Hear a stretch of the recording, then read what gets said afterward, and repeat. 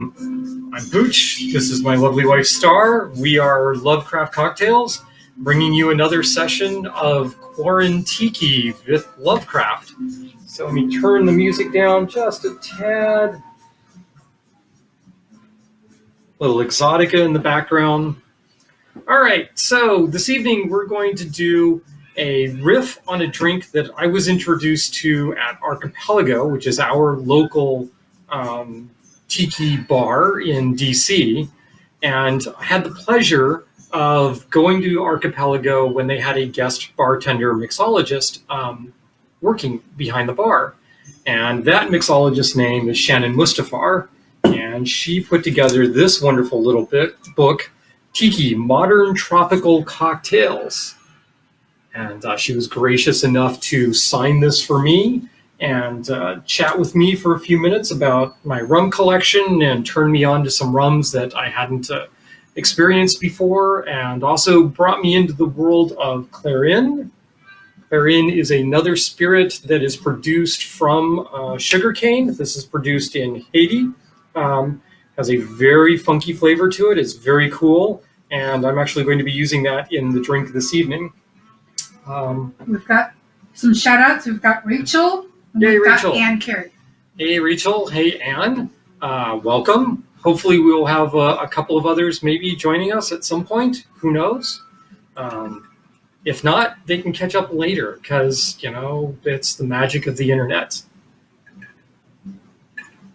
Okay, so Shannon comes down from New York. She's behind the bar at Archipelago, and they do a small menu so that she can make the drinks. And one of the drinks on the menu is a drink called the Kill Devil Reef. Well, if you're a Lovecraft fan, you know that the reef off Innsmouth, or Devil Reef, is particularly important in a number of stories. And so I immediately gravitated to the Kill Devil Reef drink. Well, Shannon has her version, and I decided I would change up the version a little bit and do a couple of different things with it. So this is my version of Shannon Mustipher's Kill Devil Reef, or in this case, Pooch's Devil Reef, or Lovecraftian Devil Reef, whatever we want to call it, has no official name.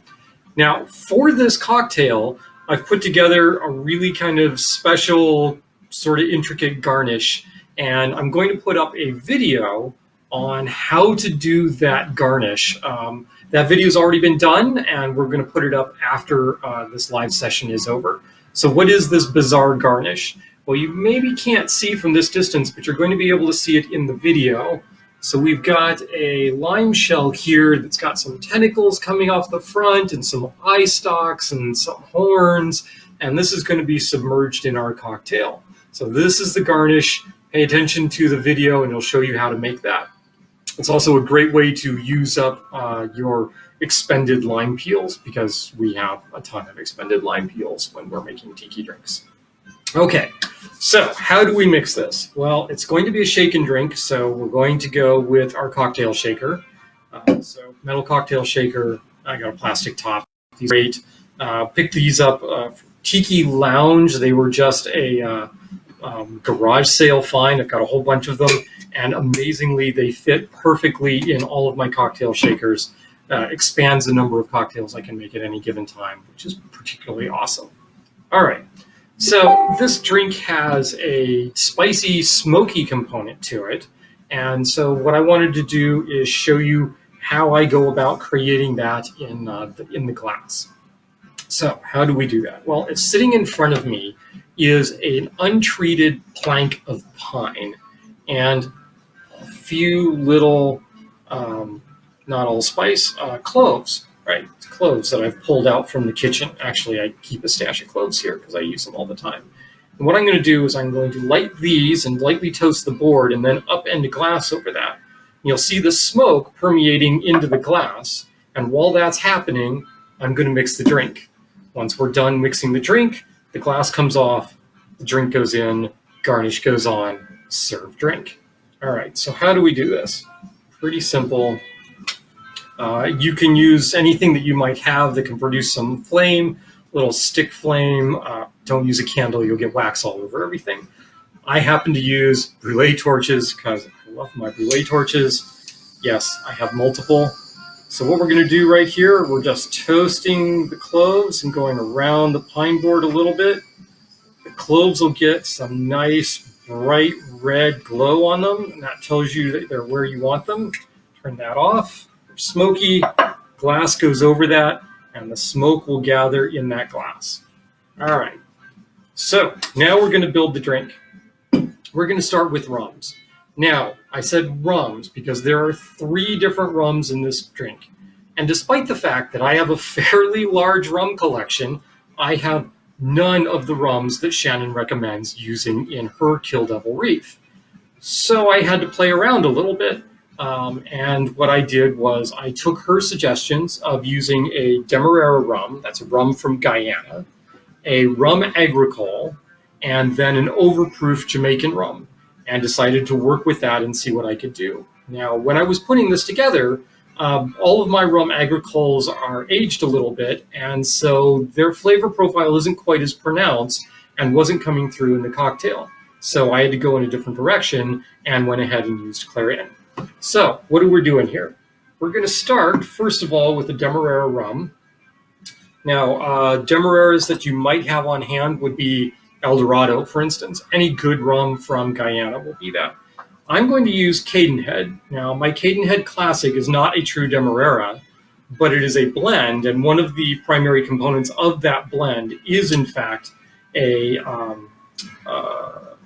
Guyana Demerara rum. So I'm going to use that as the base, and that's 2 ounces of that rum. So here we go, 2 ounces.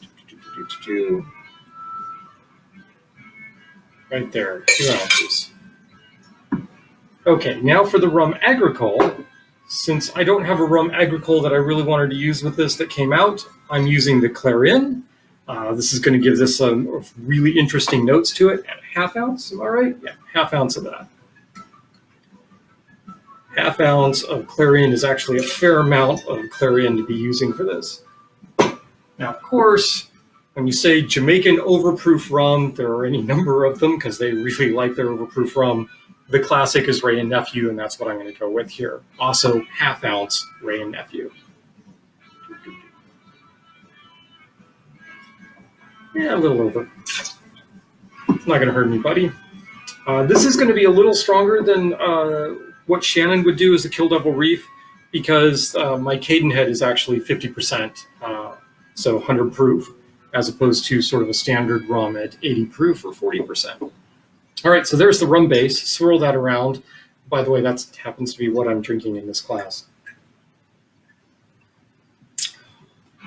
Yeah, that's tasty and complex. That's going to stand up really nicely. All right, what else do we need? We need some allspice dram. Shannon calls for the St. Elizabeth's allspice dram. I happen to have some of that on hand, so we're going to go with that. And that is, double check, 1/2 ounce? 1/2 ounce, yep.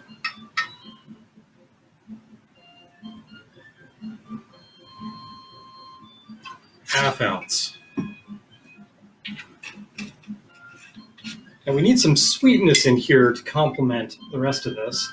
There's some from the allspice dram, but we want to add a little more, and Shannon calls for honey. Now, honey is a particularly hard substance to work with in cocktails because, well, when it gets cold, it gets thicker, so it doesn't want to mix in really well with your cocktails. So most of the time, bartenders use a honey syrup. And honey syrup, in this case, I have some here, and this is nothing more than 2 parts honey to 1 quart hot or warm water, mixed up, let it cool back down to room temperature. This stuff will keep frickin' forever. So 1/2 ounce of the honey syrup. Again, mine is 2 to 1, so if Shannon was actually using straight honey, I should be approaching about the same level of sweetness there. Okay, so got that taken care of. Secret ingredient, passion fruit juice. All right, so I happen to have a little test tube here, and this is 1 full ounce of passion fruit juice. So, so where can you, oh my goodness, I'm a little short on the passion fruit juice. So where can you get passion fruit juice? Well, I can get some from my refrigerator, and that's what I'm going to do right now. Any of your international markets will carry passion fruit juice, and so I just have some on hand because my wonderful sweetie picked some up last time. She ventured forth to get you limes. to get me limes. So we're going to do that. There we go, full ounce of that. Next up, tiki cocktail. We need some sour in here. How are we going to get the sour? Lime juice.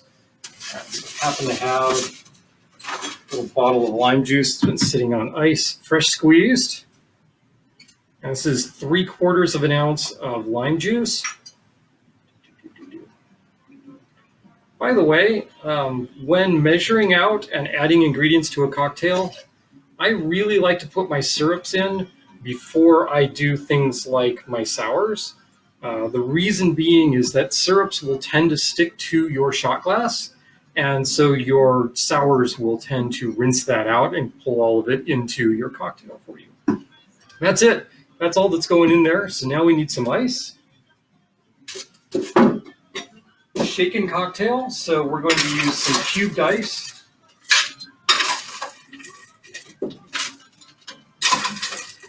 I have some here. Cracked ice will work. I'm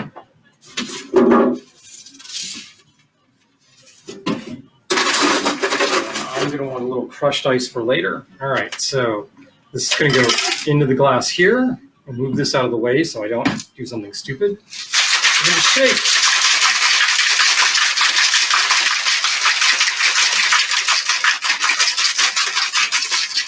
I'm going to get brave.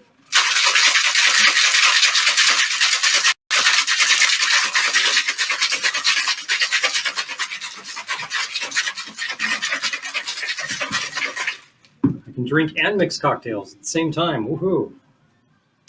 All right. Cocktail. I'm going to strain that into this glass. Okay, so we still have some smoke in there. And that. Oh, look at that. Goes in there nicely. Add a little bit of crushed ice to that. And this is going to get messy because now I'm going to put my garnish on it. So here's my garnish. 2 little eyes, bunch of tentacles. We're just going to stick him right there. He's going to overflow the glass because we can. Now the cool thing about this, or one of the cool things about this that I didn't show in the how to make the garnish is once he's in, then you can toast him. Like, this is going to cause the tentacles to kind of curl up a little bit, and it causes the eyes that are cloves to glow red. It also lends a texture to the skin on the lime that makes it look even more scaly. And so what do we have here?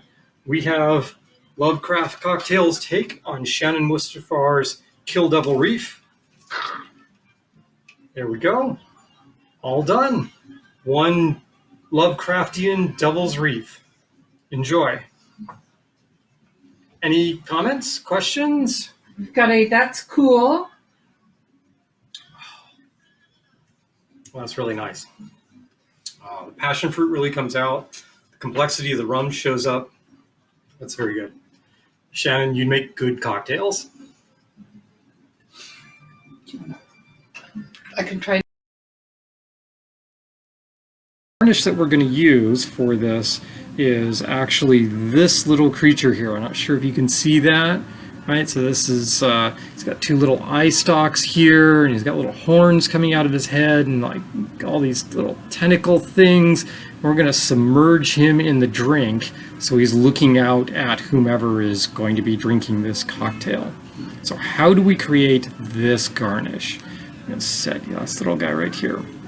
Well, the first thing is, the great nice thing about this garnish is that it gives you something to do with all your expended limes. So all of us tiki cocktailists use a lot of lime, and so doing something with these guys besides just upending them and putting flames coming out of them or something, you need to find something to do with these. So what are we going to do? Well, the basis of this is we're going to run a couple of cuts here and here.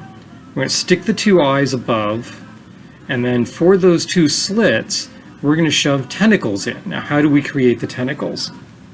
So a tentacle, in this case, is just a strip of some cocktail rind. Now, I prefer to use a channel knife. So here's my little channel knife. And the great thing about the channel knife is that you can just run these strips really easily. So you get this kind of spiral effect. All I do is take that, run this like such, and there's a strip, and you can cut that into however many pieces you want in order to make tentacles from it. So I'll run over here, choop, and immediately there's a couple of tentacles. If you notice on the one that I did previously, we had some yellow. That's actually coming from grapefruit, this poor grapefruit that has had most of its peel cut off. But if you don't have a channel knife, you're like, how do I do that? Well, that's still doable. So what I did was I just took a regular knife like this, a little paring knife, and I cut some skin off of the grapefruit. So now you have a slice of skin.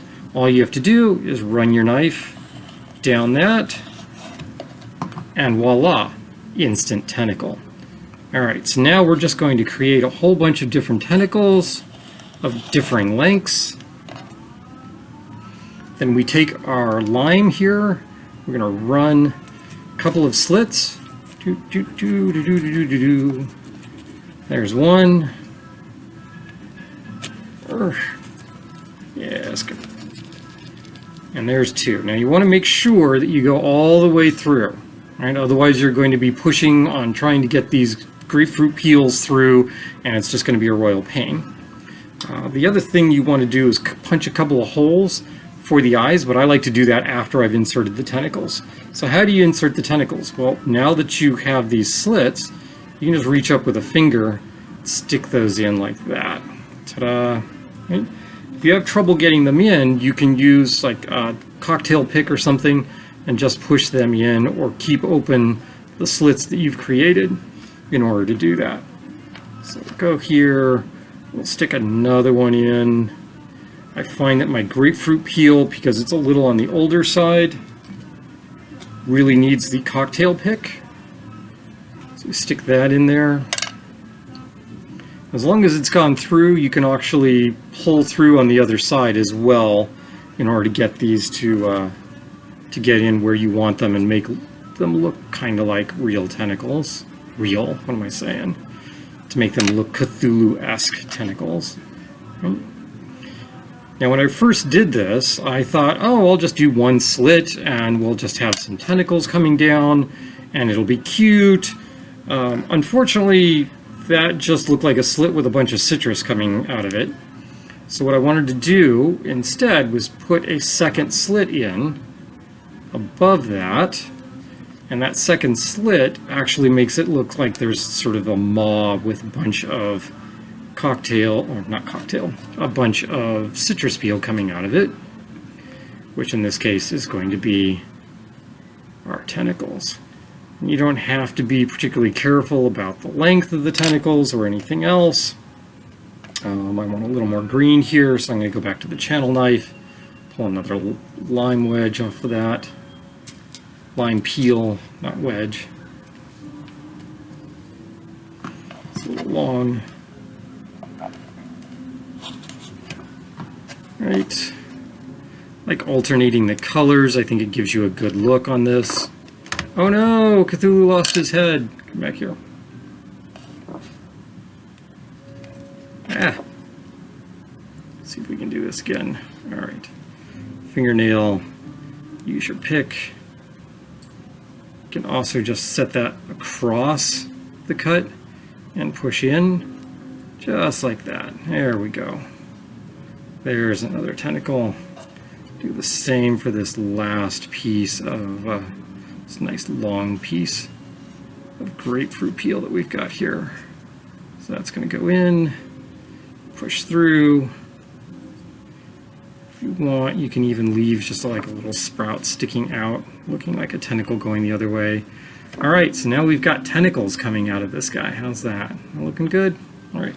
Cocktail pick or knife, either way to go. Just drill through a little bit. Drill through a little bit. And now you need something for the eyes. Well, what do?